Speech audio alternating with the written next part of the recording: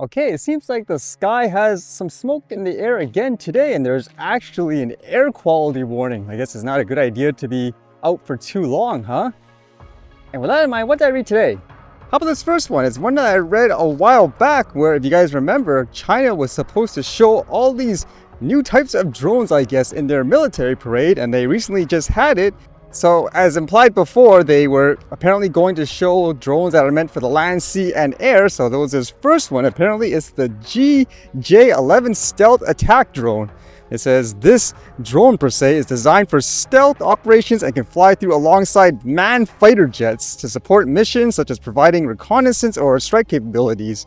And it's part of China's efforts to integrate drones into manned-unmanned teaming. There was some underwater drone, or submarine, if that's what you want to say. Apparently this was called the AJX002.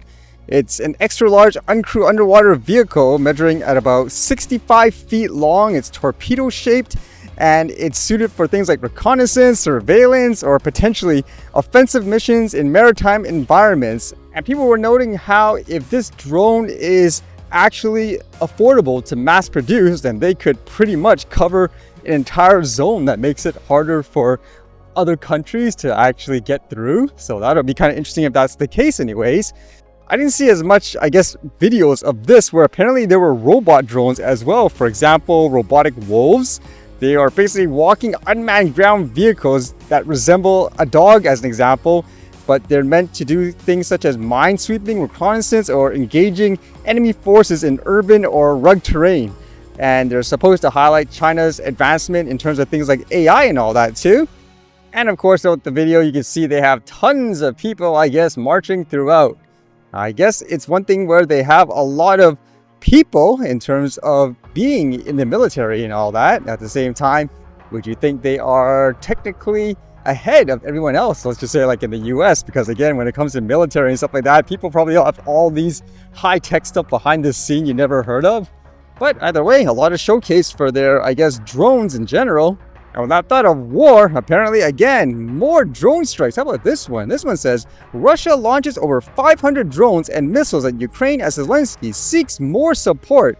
Russia fired more than 500 drones and 24 missiles at Ukraine overnight, authorities said Wednesday, as Ukraine's president and European leaders pressed on with talks on how to strengthen the Ukrainian defenses and boost as yet unsuccessful US-led peace efforts.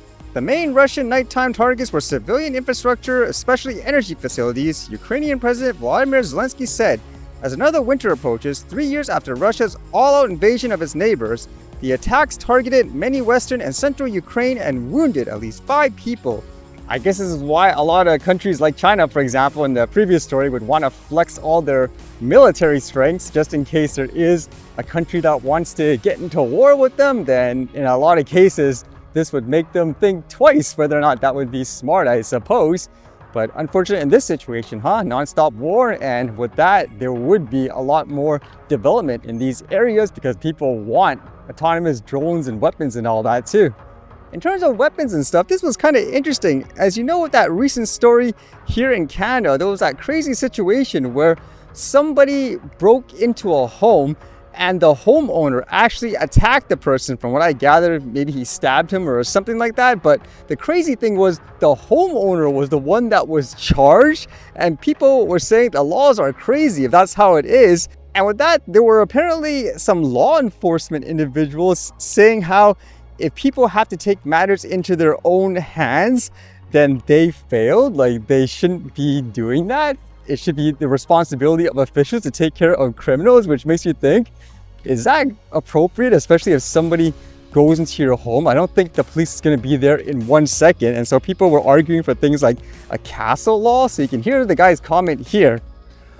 In the unlikely event that you find yourself the victim of a home invasion, we are urging citizens not to take matters into their own hands. While we don't want homeowners to feel powerless, we urge you to call 911 and do everything you can to keep yourself and loved ones safe until police arrive, and be the best witness possible. This could mean locking yourself in a room away from the perpetrators, hiding, fleeing the home, but don't engage unless absolutely necessary. What I would say is, as a police service, we'll follow the laws as they're written. The laws change, we'll change with the laws. But as it stands, we know The best defense for most people is to comply, as you've just heard, a number of safety recommendations. So to my knowledge, this castle law would essentially enable people to defend themselves versus things like a home invasion and all that. I can see if it's a minor situation per se, where let's just say somebody shoves you trying to act like a tough guy. Like there, if you go all out and just kill the guy afterwards, for example, non-stop pummeling, that's a little different. But not in situations where your life is potentially in danger. People shouldn't have to think twice, like, okay, how much force could I legally use in that case? Because what are you waiting for? Like in that case, if you knock the guy out and he's still gonna come back at you with his last ounce of energy trying to kill you still, I mean, that's crazy if people have to be in that situation. Although in lighter note, in terms of crazy, how about this? I know the parking is expensive here at the Vancouver airport, but apparently there was this video here posted by the news which shows there was a driver going downstairs, literally a car driving downstairs saying he, quote, took the wrong turn. Are you kidding me? How do you even get into that situation? And apparently, despite various efforts afterwards to get out of the situation, as you can imagine, the car was stuck. Again, I know the parking is expensive, but I don't think that's the way to do it in terms of trying to find another way around it.